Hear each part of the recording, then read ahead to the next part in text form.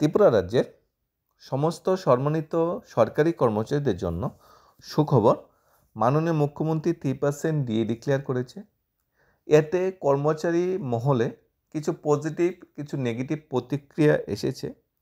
অনেকের থেকে যে প্রতিক্রিয়াগুলো এসেছে সেগুলো এসেছে 20% এখনও বকেয়া, 3% দেওয়া বা না দেওয়া তাতে কোনো বেনিফিট সরকারি কর্মচারীদের হবে না, দেওয়ার হলে পুরোটা একসাথে দেওয়ার প্রয়োজন ছিল। আবার কিছু কর্মচারী সংগঠন সরকারকে ধন্যবাদ জানিয়েছে যে সরকার এই আর্থিক প্রতিকূলতার ভিতরে 3% দিয়ে ডিক্লেয়ার করেছে। তার মধ্যে একটা কর্মচারী অংশ যারা আছে তারা অলরেডি জেনে গিয়েছে যে তারা সেই 3% দিয়ে পাবে না বা 3% দিয়ে তাদের জন্য বরাদ্দ করা হয়নি। মাননীয় মুখ্যমন্ত্রী বিধানসভা অধিবেশনের প্রথম দিনে রাজ্য কর্মচারী বা পেনশনের জন্য 3% মগ্য ভাতা বা ডিএ বা ডিআর রিলিজ করেছে। 1 এপ্রিল থেকে কার্যকর হবে। আমরা জানি ডিএ বা ডিআর বিগত সময়ে বা সেন্ট্রাল গভর্নমেন্টের সবসময় জানুয়ারি বা জুলাই থেকে এফেক্ট দিয়ে ডিএ বা ডিআর দেওয়া হয় প্রতি বছর 2বার। কিন্তু ত্রিপুরায় ডিএ বা ডিআর দেওয়ার এফেক্ট মানে জানুয়ারি বা জুলাই মাসে যেটা ছিল সেটা চেঞ্জ হয়ে গেছে। 2023 সালে নির্বাচনের আগে আমরা দেখেছি ডেট অফ এফেক্ট ডিসেম্বর। যখন প্রাক্তন মুখ্যমন্ত্রী বিপ্লব কুমার দেব ছিল তখন দেখলাম ডেট অফ এফেক্ট দেখলাম আমরা এপ্রিল। বিগত সময়ে যখন জুলাই মাসে ডিএ দেওয়া হয়নি তা নভেম্বর মাসে দেওয়া হয়েছিল, ডেট অফ এফেক্ট নভেম্বর। এবছর মার্চ মাসে ডিএ ডিক্লেয়ার করা হলো, ডেট অফ এফেক্ট কিন্তু জানুয়ারি দেওয়া হয়নি, ডেট অফ এফেক্ট দেওয়া হয়েছে মার্চ। মানে প্রত্যেক সময়ের ডিএটা সময় দেওয়া হয়নি, সে বিষয়ে তো একটা কোশ্চেন মার্ক থাকেই। এখন ডিএ বা ডিআর যে কম পাচ্ছে সেন্ট্রাল বা সাথে স্টেট গভর্নমেন্টের কর্মচারীরা, তাতে একজন এলডিসি ক্লার্কের, একজন গ্রুপ ডি স্টাফের, একজন ইউজিটি, একজন জিটি ক্যাটাগরির স্টাফদের কীরকম পরিমাণ ক্ষতি হচ্ছে সেটা আমরা আলোচনা করার চেষ্টা করব এবং বিভিন্ন কর্মচারীর মধ্যে কী ধরনের প্রতিক্রিয়াগুলো এসেছে সেগুলো আমরা দেখব। সবাই তো আর সে বিষয়ে খুশি নয়, কেউ কেউ খুশি হয়ে সরকারকে ধন্যবাদ জানিয়েছে। বিশেষ করে সরকার পক্ষের যে সংগঠনগুলো আছে সবগুলোই ধন্যবাদ জানিয়েছে। সরকার বিপক্ষে সংগঠনগুলো সবাই সরকারকে কাঠ করে দাঁড়া করাচ্ছে, কেন এত কম পার্সেন্ট দেওয়া হলো, এটা দেওয়ারই প্রয়োজনীয়তা কেন পড়েছিল। তবে ঘুরিয়ে ফিরে কর্মচারী মহল কিন্তু 99%ই বর্তমানে 3% নিয়ে বেশি কিছু পজিটিভ দেখাচ্ছে না। সবারই একটু আশা ছিল বেশি, কারণ বকেয়ার পরিমাণটা দিন দিন কিন্তু বাড়ছে। 20% বকেয়া হয়ে গেছে, হয়তো এর মধ্যে সেন্ট্রাল গভর্নমেন্টের এমপ্লয়িরা আরও কিছু অংশ বা কিছু পার্সেন্টই দিয়ে পাচ্ছে, কারণ জানুয়ারি মাসে দিয়ে তাদের এখনও দেওয়া হয়নি। তখন সেই ডিএ যখন রিলিজ হবে তখন কিন্তু বর্জন আরও বেড়ে যাবে। ডিএ ব্যবধানে ন্যূনতম ৩৮,৪০০ একজন কর্মচারীর লস হচ্ছে, ম্যাক্সিমাম ৮৩,২৮০ টাকা একজন কর্মচারী প্রতি মাসে লস হচ্ছে। এটা হলো ইনিশিয়ালি যারা চাকরি পেয়েছে তাদের জন্য। যারা বছর কি বছর ধরে চাকরি করছে তাদের জন্য কিন্তু লসের পরিমাণটা অনেক বেশি। তুমি যতদিন তোমার চাকরির সময় বা যতদিন চাকরির মেয়াদ বাড়বে ততদিন কিন্তু ধীরে ধীরে কিন্তু বঞ্চনা বৃদ্ধি পাবে।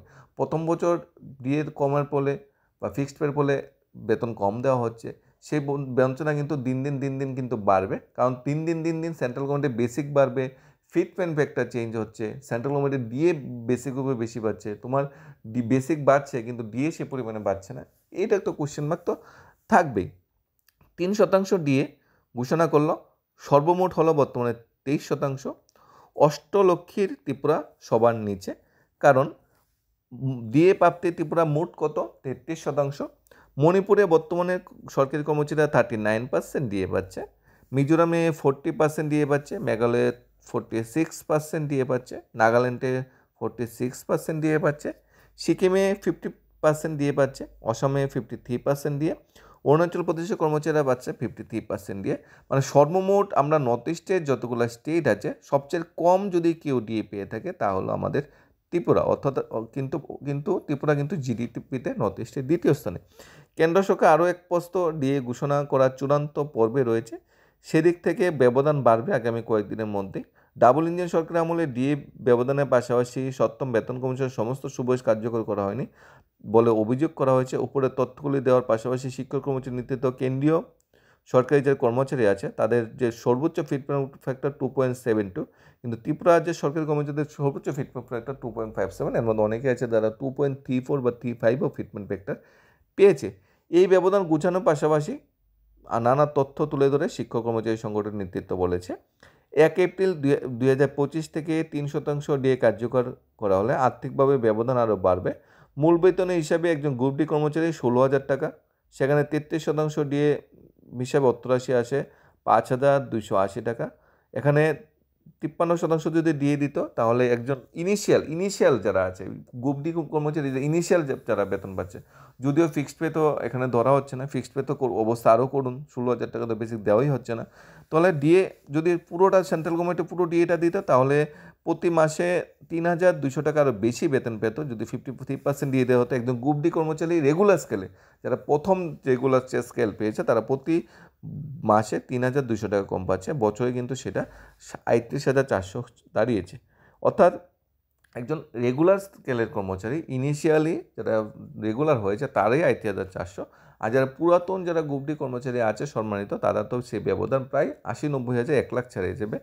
সেরকমভাবে একজন ইউজিটি টিচার প্রতি মাসে ডিএ কম দেওয়ার ফলে পাচ্ছে 5,460 টাকা, সেটা বাৎসরিক হিসাবে 65,520, যারা ইনিশিয়ালি যারা রেগুলার হয়েছে তারা। পিজিটি প্রতি মাসে 6,940 টাকা কম পাচ্ছে, বাৎসরিক হিসাবে কিন্তু সেটা অনেক বেশি, প্রায় 83,000 কম পাচ্ছে। এরপরে তো গ্রুপ বি ক্যাটাগরিতে গ্রুপ এ ক্যাটাগরিতে কর্মচারীরা আছে, তাদের বঞ্চনা কিন্তু আরও বেশি। আর দিন দিন চাকরি যত পুরানো হবে সেই বঞ্চনা কিন্তু আরও বেশি কিন্তু বাড়তে থাকবে। অবিলম্বে বাকি 20% দিয়ে দেওয়ার জন্য বারবার বিভিন্ন কর্মচারী সংগঠন থেকে দাবি জানাচ্ছে, কারণ ডিএর ব্যবধান কিন্তু দিন দিন বাড়ছে এবং এবছর কিন্তু লাস্ট ইয়ার, এবছর যদি বাকি ডিএটা মিটিয়ে না দেওয়া হয় তাহলে কিন্তু ডিএর যে গ্যাপটা সেটা কিন্তু ফুলফিল হবে না। সে বিষয়ে কর্মচারীরা কিন্তু অতটা খুশি না। এখানে 2018 সালে আগে এক গল্প যারা করেছে কিংবা ভীষণ ডকুমেন্টে প্রকাশ করে নিয়ে হুবহু কেন্দ্রীয় বেতনকে অন্যান্য বাতাদের প্রতিশ্রুতি যারা দিয়েছিল, এই রাজ্যে একাংশ কর্মচারী তাতে ফলীভূত হয়েছিল। এখন তারা চিৎকার করে বলছে সিঙ্গেল ইঞ্জিনের সময় বছর 2বার ডিএ মিলত, বামপন্থী সরকারের সময় ডিএ ব্যবধান শূন্যে নামিয়ে আনা হয়েছিল। গত 7 বছরে কমপক্ষে 14বার ডিএর ঘোষণার কথা, মাত্র 6বার ডিএর ঘোষণা করা হয়েছে।